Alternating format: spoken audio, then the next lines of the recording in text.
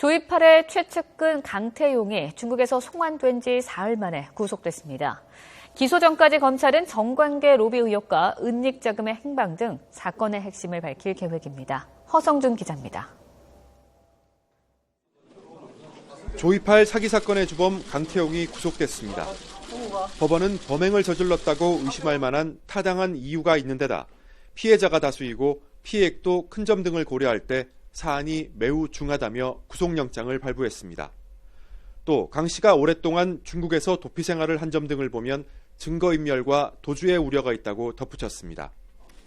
강태용은 지난 2004년부터 4년 동안 조이팔과 함께 투자자 2만 4천여 명을 끌어들여 2조 5천억 원의 투자금을 가로챈 혐의를 받고 있습니다.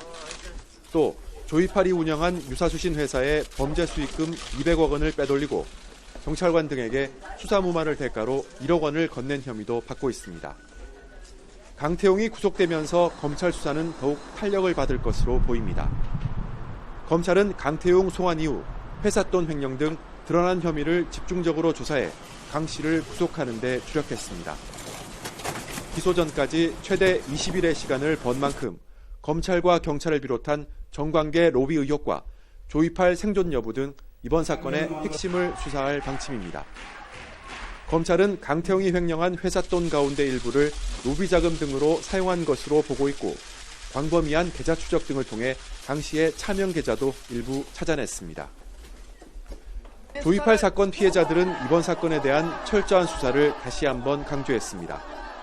피해자 3천여 명의 서명을 받은 전면 재수사 요청서를 검찰에 제출하면서 관련자 색출은 물론 숨긴 범죄 수익금을 찾아달라고 촉구했습니다. 강태용이 검거되고 나서 지금 수사 진행 과정을 보면은 은닉 재산이 지금 100억도 안 됩니다. 그 여수진 규모가 4조인데 100억도 안 된다는 건 이는 말도 안 되는 얘기입니다. 전면 재수사를 촉구합니다.